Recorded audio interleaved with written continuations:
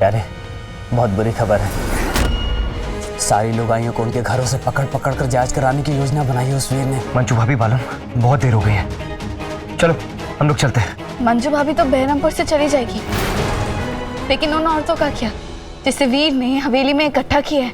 मैं ये अधर्म ना होने दूंगा। शायद वो वीर ये ना जानता कि जब जब अधर्म हुआ है तब तब उसका विनाश भी हुआ है, और आज बेरहमपुर में हो रहे इस अधर्म का विनाश मैं करूंगा।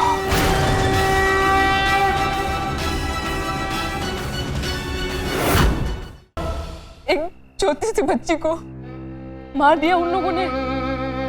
कोई कैसे मार सकता है मासूम सी बच्ची को? मंजू भाभी, अब इन सब के बारे में ना सोचे मत, वरना आपकी तबीयत खराब हो जाएगी। उस माँ के दिल पे क्या बीत रही होगी जिसकी गोद उजाड़ दिया उन लोगों ने।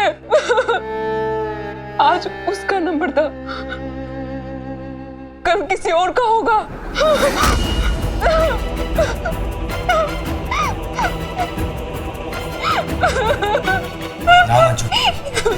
आज जो कुछ हुआ वो मैं दोबारा ना होने दूंगा। ये लड़ाई इतनी आसान नहीं है रंगीला जी, ना ही है आपके और वीर के बीच की है।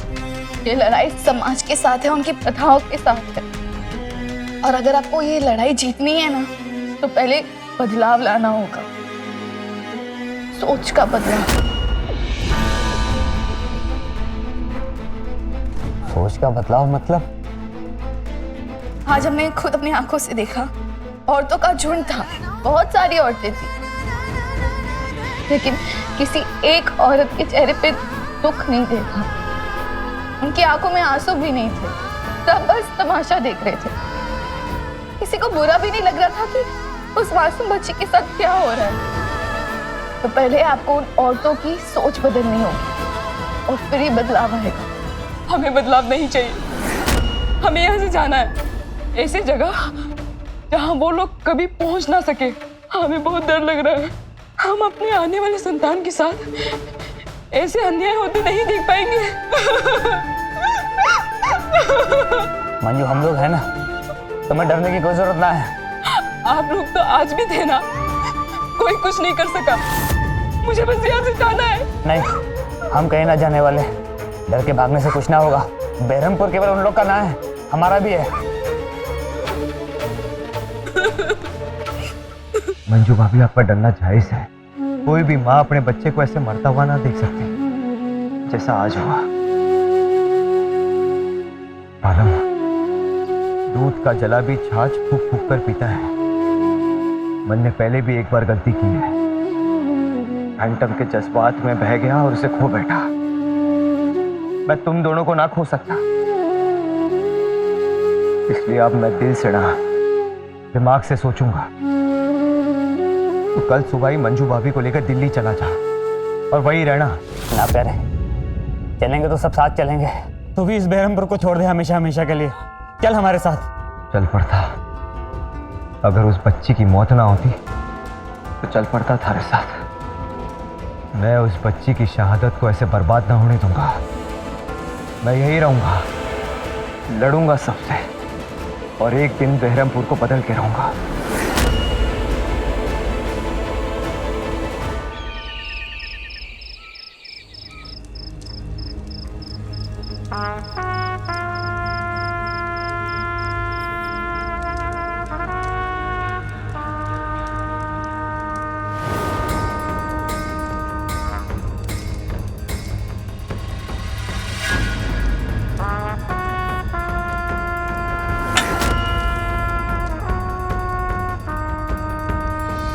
डालेट उस टेबल पे। लेकिन मालिक,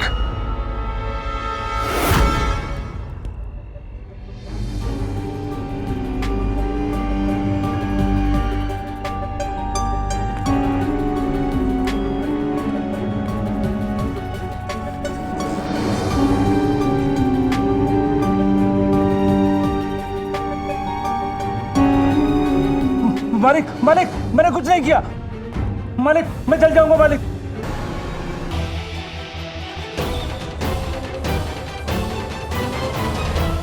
हमारे सामने जो बोलना है ना, सच बोल। मैं तो एक झटके में इस बावड़ी पूछ के पीठ से ये तोड़िया खींचूंगा और चीख के साथ साथ ना इसकी चमड़ी निकलेगी। मालिक, आप जो पूछोगे सब सच सच बताऊंगी। 2 साल से तू और यो मशीन संभाल रही। पहली बार ऐसी गलती हुई कि मशीन ने छोरा दिखाया, और जब जड़मा तो छोरी निकली। कैसे? मालिक, गलती मशीन की है। आपसे पहले वाले सरपंच जी से हमने बताया था कि मशीन में खराबी है, नई मशीन मंगवाई है, लेकिन उन्होंने मंगाया ही नहीं।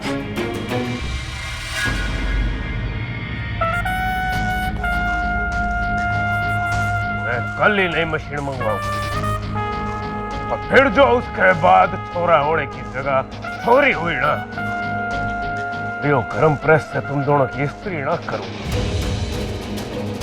बल्कि इसके अंदर जलते हुए अंगारों ने बिछा के ना तुम दोनों ने लटवाऊंगा।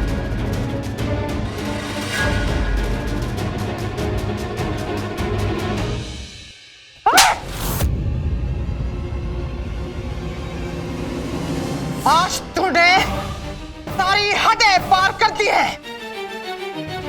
आज तक तूने जो भी कांड किया घर में किया, और मैंने और सरकार ने हल पे तरस खा के खून का घूंट पी के चुप रह जाते थे, और आज तूने हमारी पंचायत में ये लुगाइयों के कपड़े पहनकर चौधरी परिवार का अपमान किया से। सासू माँ बस, मेरे पति इस घर के बड़े बेटे हैं, आप उन्हें झापड़ कैसे मार सकती हैं? ऐसे बार बार उनका अपमान कैसे कर सकती है? अरे ना ना मालदा वाली, अम्मा को तुम्हारे को झापड़ मारने का पूरा पूरा हक है। तो जो थप्पड़ तूने मारे को मार रहा है, अब सोच, अगर यो ही झापड़ मैं थारे को मार दूं तो क्या करेगी तू?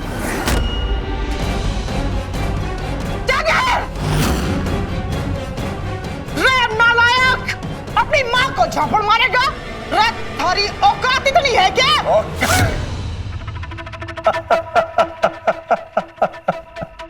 औकात औकात औकात बार बार मारे को बोलते रहते सारे। औकात तो बहुत कुछ करने की थी अम्मा।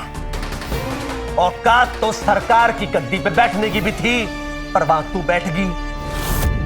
औकात तो सरपंच बनने की भी थी, वहां थारे बेटे ने जगह छीन ली। औकात तो इस परिवार में खाली वीर जी की है, जिस पे सरकार और तू हमेशा अपनी जान लुटाते रहे।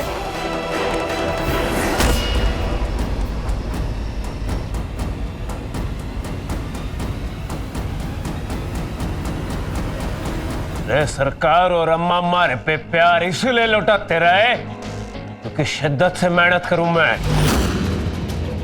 ताकत है मारे में, हर तरह यो डरपोक या कमजोर ना हो। बचपन से सिर्फ कमजोरी के ही बहाने देता है। खाड़े की मिट्टी नाक पे लग के आ जाए, पूरा दिन छिक्के ही मारता रहेगा। कमजोर कहीं का। कमजोर कमजोर कमजोर सुन सुन के बचपन से मारे कान पक गए। जब देखो सब मारे को जो ही ताना मारते थे, जागीर तू कमजोर से। आज मैं थारा मुंह ना हमेशा हमेशा के लिए बंद कर दूंगा। आज मैं थारे को बताऊंगा कि थारा बाई ना पैदाइशी कमजोर ना था। आज इस रात से अम्मा पर्दा उठ ही जाए। आज मैं सबने बता ही देता हूं कि माड़े को कमजोर बनाने वाला कोई और ना, थारा बाप, इनका पति चौधरी भीष्म प्रताप सिंह था। जाकिर, चल रहने दे, गड़े मुर्दे उखाड़ने की जरूरत ना से। अरे ना मां, आज तो गड़े मुर्दे उखड़ेंगे भी और सच सबके सामने आएगा। अब सुन तू मारी दुख भरी दास्तान। 6 साल का था, छोटे बच्चों की तरह छत पे पतंग उड़ा रहा था। अचानक हमारे को आवाज आई कमरे में से, तो छोटे बच्चों की तरह मैंने भी देखा कि कमरे में क्या हो रहा, जाके देख लूं। मैं भागा भागा कमरे की तरफ गया। और कमरे के अंदर पता क्या देखा? मैंने देखा कि सरकार और भगवान समान पिता रंगीले की अम्मा के साथ बिस्तर में।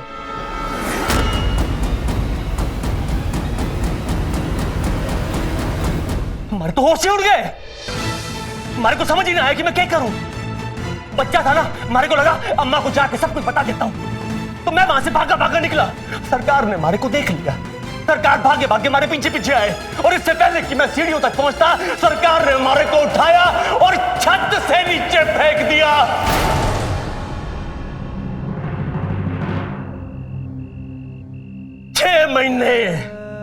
छह महीने अस्पताल के बिस्तर पे पड़ा रहा।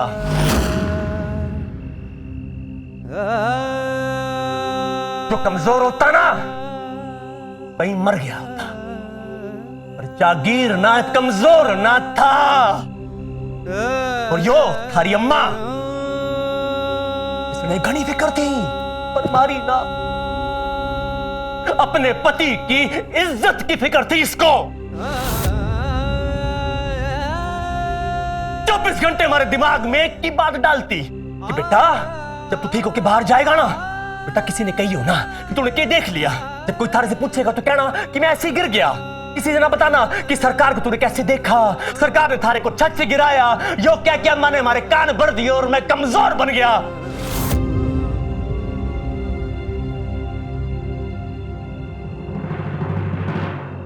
क्या करता मैं? हमारी हड्डी पसली टूटी हुई, हमारे फेफड़ों में पानी भर गया था। फिर डॉक्टर ने कहा कि अगर जागीर को जिंदा रखना है ना, तो इसने सारी जिंदगी गोलियां खानी पड़ेंगी, दवाई खानी पड़ेगी। फिर क्या था, अपने आप को जिंदा रखने के लिए गोलियां खा खा के मैं कमजोर हो गया।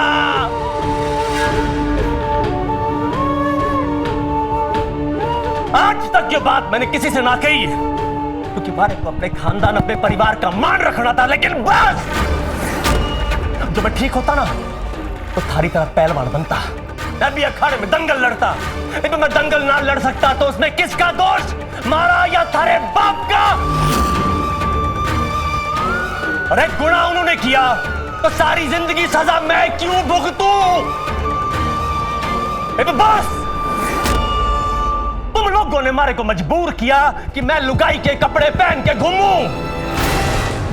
और अब तो जब तक मारे को सत्ता ना मिल जाती, जब तक मारे को इस परिवार में अपनी औकात ना पता चल जाती, तब तक यो लुगाई के कपड़े ना उतारू।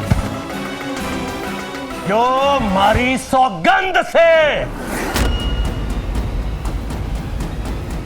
बेरहमपुर में जहां जहां हो सके मैं इस परिवार की छिछालिंतर करूंगा, जग हंसाई कराऊंगा, तुम लोगों की नाक कटाऊंगा, जब तक मारे को वो ना मिल जाता जो मैं चाहता हूं।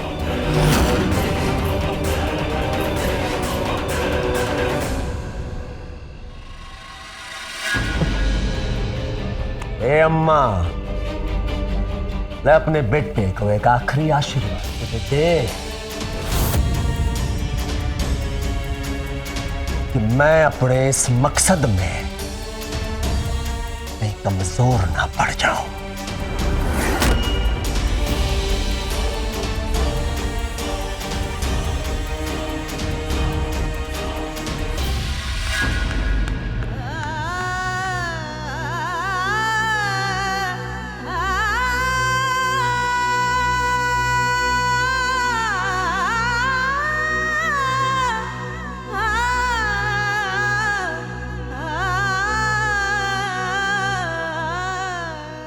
सुबह से हमने पूरे बेरहमपुर में पूछताछ कर ली, यहाँ तक कि उस बच्ची की माँ से भी पूछताछ की। उस बच्ची की माँ का भी यही बयान है, यहाँ कुछ भी गलत नहीं हुआ है।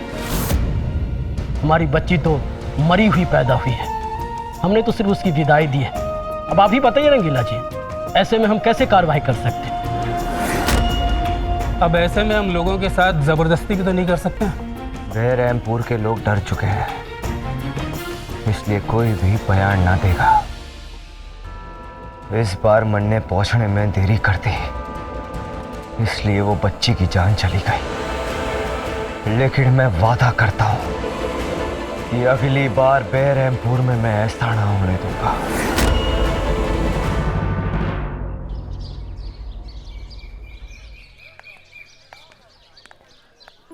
मंजू आप बालम, ये पैसे रख ले। ना प्यारे, ये हम ना ले सकते। रख ले बालम, काम आएंगे थारे। देख, मन ने दिल्ली में ना सब इंतजाम कर लिया है, मजे से जीना वहां पे, और हम लोगों की फिक्र ना करना। और मंजू भाभी का ध्यान रखना, हर हफ्ते इनका जांच करवाते रहना। हाँ? मारे को भी दिल्ली जाना है, मारे को भी दिल्ली जाना है। मारे को दिल्ली घुमाएगी ना, मैं आऊंगी थारे पास। मैं तो थारे को जाने ही ना देती, पर रंगीला ने बताया यहाँ पर डॉक्टर ही ना है अच्छे। वहाँ दिल्ली में बहुत बड़े बड़े डॉक्टर हैं, इसलिए जाने दे रही हूँ थारे को। चल बालम, चलो मंजू। ना ना ना ना, अभी ना जावेंगे ये लोग। 2 घंटे बाद मंदिर में आरती है, प्रसाद खावेंगे, उसके बाद जावेंगे। अम्मा लेट हो रहा है, जाने दे। ना ना ना, मैं ना जाने दूंगी, मैं ना जाने दूंगी। हमेशा थारी ना चलेगी, मारी भी चलेगी। अम्मा जिद ना कर, जाने देने। सास माँ जो कह रही है ठीक है ना, मान लेते हैं। पहले मंदिर जाते हैं, फिर ये लोग चले जाएंगे।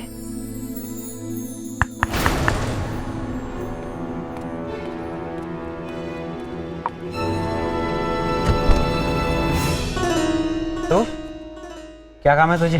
दादी ने ठेला हमारे को इधर, हमारे घर में पपीते का मुरब्बा है, भेज जाए दादी ने। ला दे दो मुझे।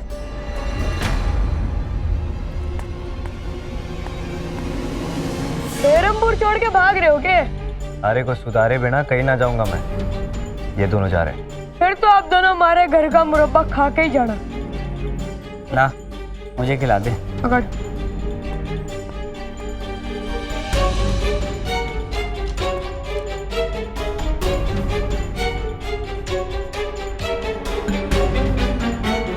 खाई जा रहे उनको भी खिलाओ। इधर ला, आप भी लो ना। नहीं, ये नहीं खा सकती। नहीं खाएगी भाई, एक बार खा के तो देखो ना। खाओ खाओ। रंगीला जी इसे समझाइए ना। कट्टे, हरी दादी ने थारे को पपैये का मुरब्बा देने के लिए कहा था ना, दे दिया ना तन्ने। अब जा तू। अरे हाँ भाई, चले जाऊंगा। तन्ने क्यों इतनी जल्दी हो रही है? मैं ये पूछ रहा हूँ कि खा क्यों नहीं रही है? ना खा सकती है, पेट से है। पेट से मतलब? तारे को इतना भी नहीं पता।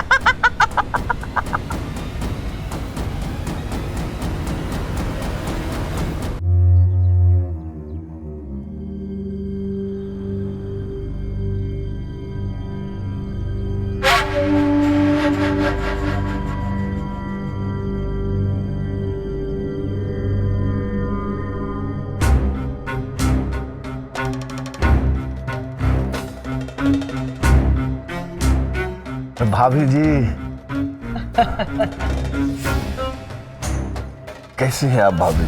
हमें क्या होना है साहब, आपकी सेवा में तो कोई कमी ना से, कोई तकलीफ तो ना हुई। अरे नाना भाभी जी, जब आप लोग हमारे साथ हैं तो काहे की तकलीफ?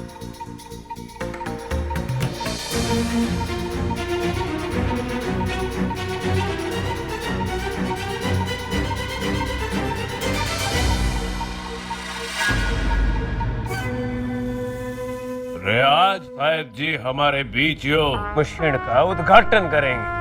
ऋण के लिए एक जोरदार स्वागत किया जाए।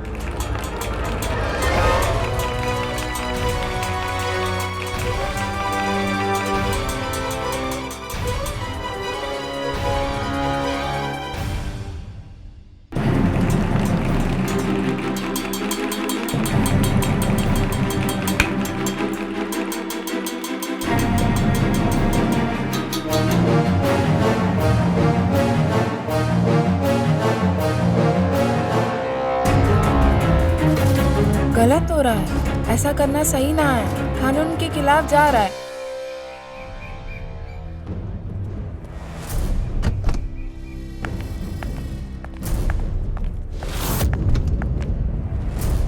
प्रसाद लीजिए। प्यारे, बहुत बुरी खबर है। साहब आए हैं जांच कराने वाली मशीन का उद्घाटन करने के लिए। सारी लोग आई को उनके घरों से पकड़ पकड़ कर जांच कराने की योजना बनाई है उस वीर ने। ये तो बहुत बुरी खबर है यार।